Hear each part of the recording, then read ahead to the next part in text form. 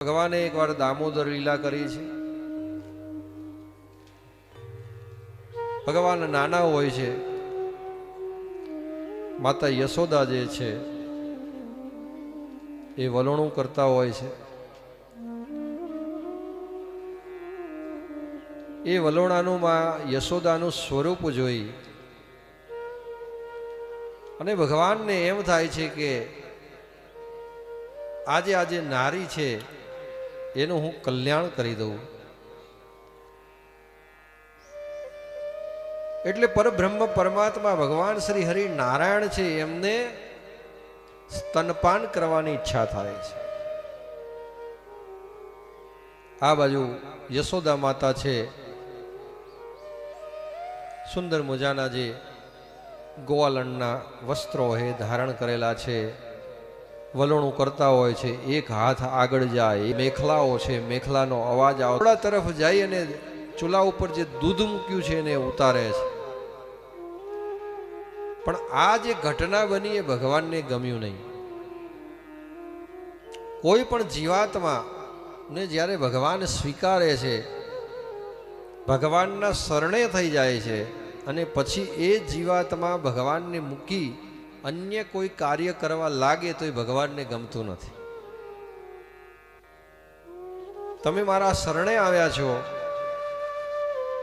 અને શરણાગતિ સ્વીકારી પછી બીજું કોઈ બંધન કે બીજા કોઈ કાર્યની ચિંતા કરવાની રહે નહીં. અને જો બીજા કોઈ કાર્યની ચિંતા કરવી હોય તો પછી મારે શરણે આવવાની શું જરૂર છે? ને ભગવાન શરણાગત વત્સલ છે. એટલે તો ગીતાજીમાં અર્જુનને પણ કહ્યું કે સર્વ ધર્મ પરિત્યજ્ય મામેકમ શરણાગતમ. બધા ધર્મો છે એને પરિત્યાગ કરી અને તું મારા શરણમાં આવતો રહે, એટલે તારે બીજી કોઈ ચિંતા કરવાની જરૂર નથી. એટલે માં યશોદા જે છે એ દૂધ ઉધારી અને પાછા જે આવે છે ત્યારે તો ભગવાને અહીંયા આખી જે વલોણાની મોટી ગોરી હોય છે એ જ આખી ભગવાને ફોડી નાખી હોય છે. ઘરની અંદર ચારે બાજુ છાસ ને માખણ. તરત જ યશોદામાને ખબર પડી ગઈ કે આ કાર્ય લાલા સિવાય કોઈનું હોય નહીં. એટલે તરત જ એક સોટી લઈ અને લાલાને મારવા માટે માં યશોદા જે છે ને એ એની પાછળ દોડે છે ને લાલો આગળ આગળ અને યશોદા માતા પાછળ પાછળ. વિચાર કરો કે જે પરમાત્મા છે નારાયણ, એમની કેવી લીલાઓ.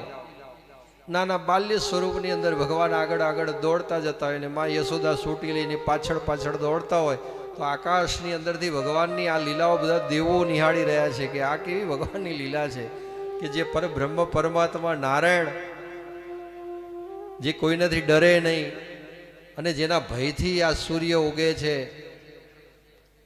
જેના ભયથી નવગ્રહો ચાલે છે, જેના ભયથી સમગ્ર સૃષ્ટિ ચાલે છે, એ પરબ્રહ્મ પરમાત્મા ધીમે ધીમે આગળ ડગલીઓ ભરીને જાય અને માં યશોદા માતા એમની પાછળ દોડે. માં યશોદા ભગવાનને પકડવા જાય તો ભગવાન એક બાજુથી બીજી બાજુ જાય, માં યશોદા એ બાજુ જાય તો ભગવાન બીજી બાજુ જાય. એમ કરતા કરતા બહાર જે મોટું ઓસરી છે, ઓસરીની અંદર ભગવાન આવી જાય છે અને એમને લાગ્યું કે માં યશોદા માતા હવે થાક્યા છે, ત્યારે ભગવાન ત્યાં એક જગ્યાએ ઊભા રહે છે અને માં યશોદા એમને પકડી પાડે છે. પછી માં યશોદા જે છે એ લાલાને બાંધવા જાય છે. ગાય દોવાની જે પગ બાંધવા માટે જે રસ્સી હોય, ગાય દોતા હોય ત્યારે બે પગ બાંધી અને ગાયને દોવાતી હોય છે. જે રસ્સી હોય એ રસ્સીનો ટુકડો લઈ અને ખાંડણિયા સાથે લાલાને બાંધવા જાય છે.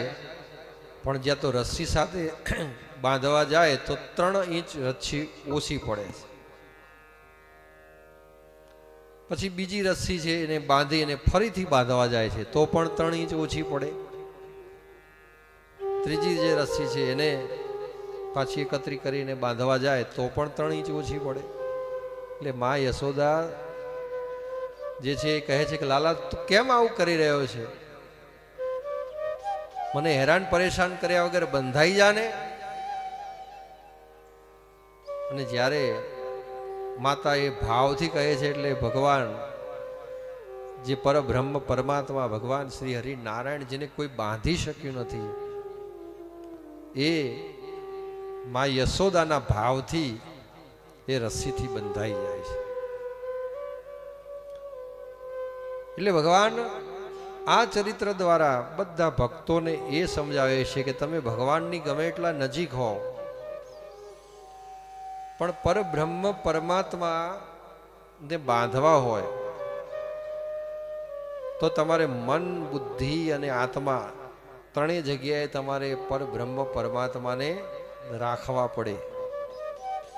જો તમારું મન પવિત્ર ન રાખો, તમારી બુદ્ધિ પવિત્ર ન રાખો અને ચિત્તને શુદ્ધ ના રાખો, તો આ 3 ઇંચ જે છે એ 3 ઇંચ ભગવાન તમારાથી દૂર છે.